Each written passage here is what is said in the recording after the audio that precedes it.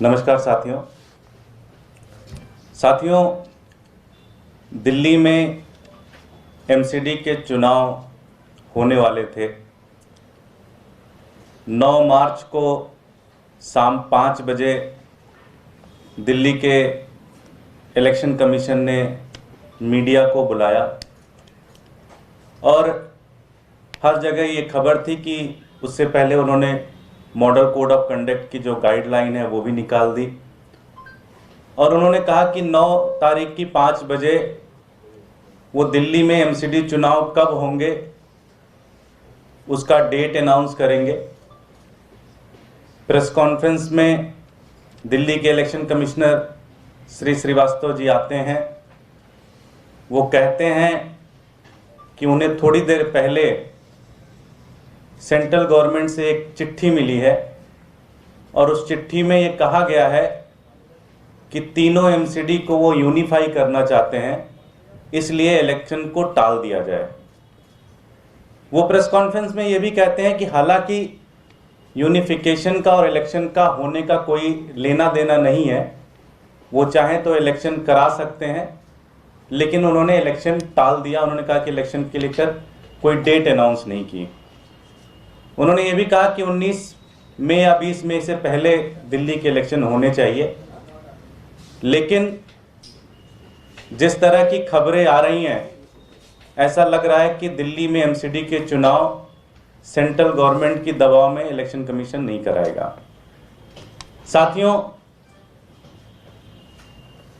Bharatiya Janata party MCD के चुनाव से भाग रही है क्योंकि उनको पता है 15 साल में जो उन्होंने दिल्ली की जनता के ऊपर कहर ढाया है। खुद हमारा सर्वे, खुद बीजेपी का सर्वे, खुद मीडिया का सर्वे कहता है कि 272 में से 250 से ज़्यादा सीटें आम आदमी पार्टी जीत सकती है। दिल्ली में अगर एमसीडी के चुनाव हों तो भारतीय जनता पार्टी पूरी तरह से नेस्तनाबूत हो जाएगी। हो सकता है 5 या 10 सीटें मुश्किल से मिले। तो भारतीय जनता पार्टी चुनाव से भाग रही थी। उन्होंने दिल्ली के इलेक्शन कमिश्नर श्री श्रीवास्तव जी को ऊपर दबाव बनाया कि वो इलेक्शन टाल दें। बहुत विश्वसनीय सूत्रों से जो हमें खबर मिली है वो ये है कि दिल्ली के इलेक्शन कमिश्नर श्री श्रीवास्तव जी की फाइल, उनके भ्रष्टाचार की फाइल पीएमओ ने बनाई हुई है और उनको बुलाया गया, उनको डराया गया, उनको धमकाया गया, उनको ब्लैकमेल किया गया और कहा गया कि अगर आपने इलेक्शन नहीं टाले तो आपको जेल के अंदर डाल देंगे। कमिश्नर साहब डर गए और उन्होंने एक तरीके से इलेक्शन को टाल दिया। ये बड़ा टिपिकल स्टाइल है पीएमओ का कि सबसे पहले वो लिस्ट बनाते हैं कि देश के अंदर कौन कौन भ्रष्ट अधिकारी है, उनके भ्रष्टाचार की फाइल बनाते हैं और फिर उन अधिकारियों को जगह जगह इंपॉर्टेंट जगहों पर पोस्ट करते हैं और फिर उनको धमकी देते हैं कि अगर तुमने ये काम नहीं किया तो तेको ईडी से जेल करा देंगे, तेको सीबीआई से जेल करा देंगे, तेको बाकी एजेंसीज में इन्वेस्टिगेशन करा के जेल में डाल देंगे। तो ये पीएमओ का एक तरीके से पूरा का पूरा एक स्टाइल बन चुका है इस देश को रन करने का। आज दिल्ली के इलेक्शन कमिश्नर के ऊपर वो ऐसा कर रहे हैं। उनको डराया गया, उनको धमकाया गया और उनको कहा जा रहा है कि आप इलेक्शन पोस्टपोन करिए। मैं एक ही चीज कहना चाहता हूं कि हमारा देश एक लोकतांत्रिक देश है। हमारा देश दुनिया का सबसे बड़ा लोकतंत्र है। हमारे देश की आज़ादी के लिए, हमारे देश के संविधान के लिए लाखों लोगों ने जान दी है। करोड़ों लोग जेल के अंदर रहे, ना जाने कितनी माताएं विधवा हुई, ना जाने कितने लोगों के सुहाग उजड़ गए, तब जाके ये देश लोकतंत्र बना, तब जाके ये देश आज़ाद हुआ। अगर इस तरह से भ्रष्ट अधिकारियों को लोकतांत्रिक इंस्टीट्यूशन पर पोस्ट करके और उनको डराकर ईडी, सीबीआई इनकी धमकी देकर अगर उनसे असंवैधानिक काम किए जाएंगे तो ये देश नहीं बचेगा, इस देश का लोकतंत्र नहीं बचेगा। अगर इस देश के अंदर चुनाव नहीं होंगे तो फिर तो तानाशाही है, फिर तो औरंगजेब का जैसे शासन होता था उसी तरह से प्रधानमंत्री मोदी का शासन चलेगा पूरे देश के अंदर। मैं हमारी बहन और कालका जी के एमएलए आतिशी जी से रिक्वेस्ट करूंगा कि वो इस मुद्दे पर कुछ करें।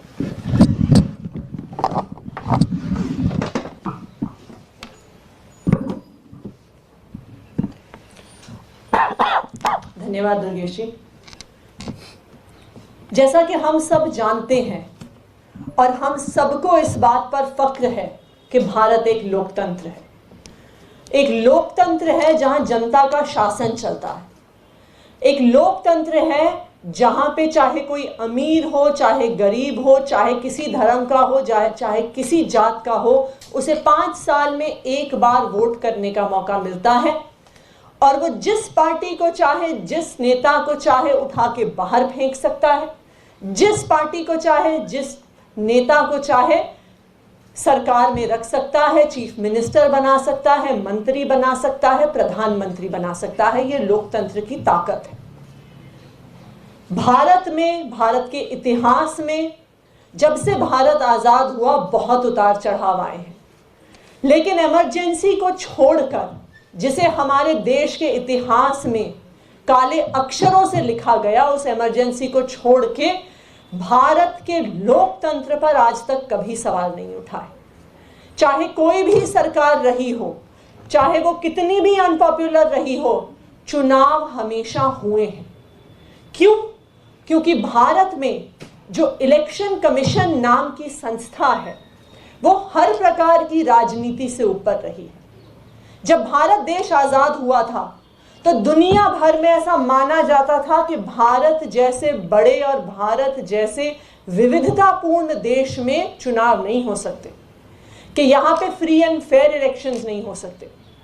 लेकिन पिछले 75 साल में भारत के लोकतंत्र ने पूरी दुनिया को जवाब दिया है। पूरी दुनिया के सामने एक मॉडल के रूप में भारतीय लोकतंत्र खड़ा रहा है, जहां हर 5 साल पर चुनाव होता है और आज तक इलेक्शन कमीशन की फ्री एंड फेयर इलेक्शन करवाने की जो योग्यता है उस पर कभी कोई सवाल नहीं उठा। टीएन शेषन जी जैसे लोग इस देश में चीफ इलेक्शन कमिश्नर रहे हैं। टीएन शेषन जी जैसे लोगों ने इलेक्शन कमीशन को इतनी ऊंचाई पर ले गए कि इस पूरे देश में, पूरी दुनिया में कोई भारत के इलेक्शन कमीशन पर सवाल नहीं उठा सकता, भारत के लोकतंत्र पर कोई सवाल नहीं उठा सकता। लेकिन आज जो दिल्ली में हो रहा है कि जो दिल्ली के एमसीडी के चुनाव होने थे, जो दिल्ली के एमसीडी के चुनाव की घोषणा से कुछ समय पहले दिल्ली के state election commissioner SK Srivastava ji को डराया जाता है, धमकाया जाता है और उसकी वजह से वो चुनाव को पोस्टपोन कर देते हैं, इनडेफिनेटली पोस्टपोन कर देते हैं। आज इस देश के इतिहास में पहली बार इस देश के इलेक्शन कमीशन पर सवाल उठ रहा है। जब 5 साल में चुनाव होने ही हैं, जब state election commissioner SK Srivastava ji खुद अपनी प्रेस कॉन्फ्रेंस में कहते हैं कि यूनिफिकेशन का और चुनाव का कोई लेना देना नहीं है।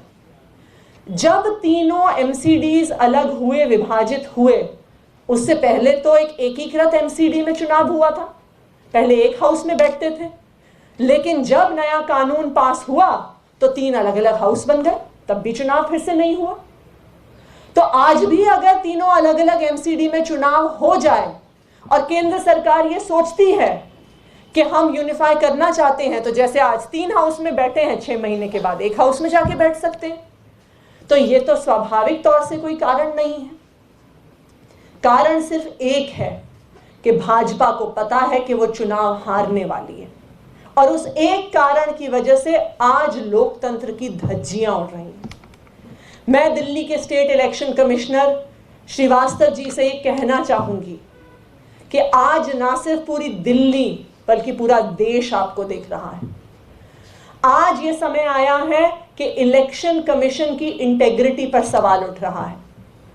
आज ये ऐसा समय आया है इस देश के इतिहास में कि क्या हमारा election commission free and fair elections करवाएगा, कि इलेक्शन कमीशन केंद्र सरकार की, भारतीय जनता पार्टी की, पीएमओ के प्रेशर में आ जाएगा, आज पूरा देश देख रहा है। अगर आज state election commissioner SK Srivastava ji central government के पीएमओ के दबाव में आके, उनके डराने धमकाने और उनके प्रेशर में आके आज ये एमसीडी का चुनाव टाल देते हैं, तो श्रीवास्तव जी का नाम इस देश के लोकतंत्र के इतिहास में काले अक्षरों में लिखा जाएगा, क्योंकि ये एक शुरुआत है। ये एक शुरुआत है जब एमसीडी इलेक्शन टालने से चुनाव को रोका जा रहा है। कल क्या पता कि अगर भाजपा कोई चुनाव हार रही हो तो आज एमसीडी का चुनाव उन्होंने टाल के देख लिया एक एक्सपेरिमेंट के तौर पे, कल किसी राज्य का चुनाव टल जाएगा। फिर क्या पता कि जब लोकसभा का चुनाव और भारतीय जनता पार्टी हार रही हो तो वो कहे जी हमें तो 2 स्टेट्स को मर्ज करना है, तो इसलिए अभी चुनाव नहीं हो सकते हैं। तो मैं आज state election commissioner Srivastava ji से ये कहना चाहूंगी कि हमारे देश के लोकतंत्र का क्या भविष्य होने वाला है, ये आपके आज के निर्णय से तय होगा। अगर एक बार आपने पीएमओ के दबाव में आके, आपने केंद्र सरकार के दबाव में आके, उनकी धमकियों के दबाव में आके, उनकी धमकी के बाद आपको जेल भेज देंगे के दबाव में आके आज आपने चुनाव टाल दिए, तो आप सिर्फ एमसीडी का चुनाव नहीं टाल रहे हैं, आप इस देश के लोकतंत्र की के अंत का आप शुरुआत कर रहे हैं। ये मैं स्टेट इलेक्शन कमिश्नर से कहना चाहूंगी।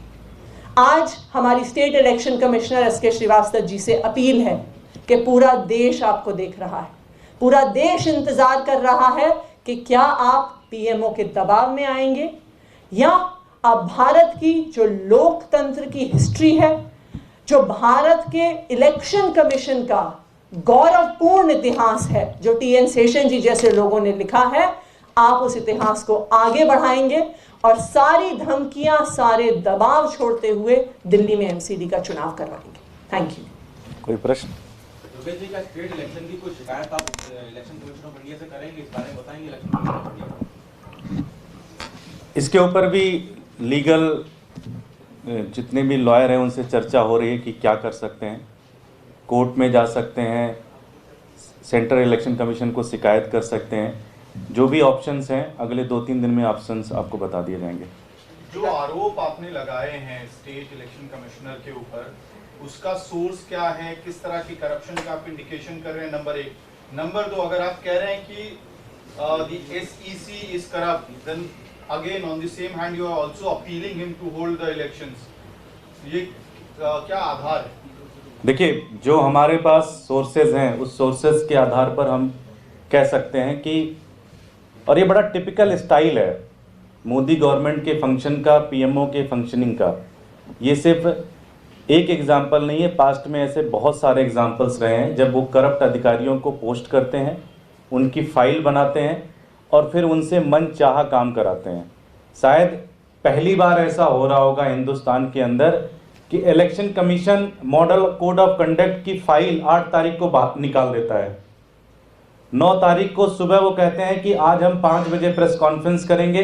आप सब लोगों ने फ़ोन किया उनको, उन्होंने कहा कि हाँ आज शाम को 5 बजे मैं डेट्स निकालूंगा, और 5 बजे वो आके कहते हैं कि आज तो मैं आया था डेट अनाउंस करने के लिए, लेकिन एक चिट्ठी मिली है सेंट्रल गवर्नमेंट की जिसके आधार पर हम इलेक्शन अभी टाल रहे हैं। जैसे आतिशी जी ने कहा कि एक शुरुआत है, कल ये भी सुनने में आएगा कि गुजरात के इलेक्शन नहीं हो सकते बिकॉज वो 2 डिस्ट्रिक्ट को मर्ज कर रहे हैं, या सुरक्षा की दृष्टि से वहां इलेक्शन नहीं कराए जा सकते। हो सकता है, सुनने में आ रहा है कि गुजरात बुरी तरह से बीजेपी हार रही है, तो हो सकता है ये अगर इन्होंने श्रीवास्तव जी ने एक प्रेसिडेंट लागू कर दिया तो गुजरात में भी चुनाव नहीं होंगे। तो जब गुजरात में चुनाव नहीं होंगे तो फिर कहीं चुनाव नहीं होंगे, फिर तो नेताओं को एक टूल मिल जाएगा इलेक्शन ना करवाने का। इसलिए श्रीवास्तव जी से हम अपील करते हैं, क्योंकि चेयर पे अभी वही हैं, इसलिए हम उनसे अपील करते हैं कि जो भी आपको धमकी दी जा रही है, इस देश के लोग, सिर्फ दिल्ली के नहीं, जो भी इस देश की लोकतंत्र में भरोसा रखते हैं और जिन लोगों ने जान दी है इस देश के लोकतंत्र के लिए, वो आपकी तरफ ध्यान से देख रहे हैं कि आप क्या डिसीजन लेंगे। इस देश का लोकतंत्र रहेगा नहीं रहेगा, ये श्रीवास्तव जी की कलम में और उनकी डिसीजन और उनकी नैतिक ताकत के ऊपर डिपेंड करता है। It has been 2 days since the election commission cancelled the election. Why haven't you moved court on this? We have made this multiple statements by different leaders, but why are we not going to the court? Why are we stepping back from that? अभी जो सारे legal options हैं, all legal options are being explored. If needed, we will definitely go to the court as well. Thank you.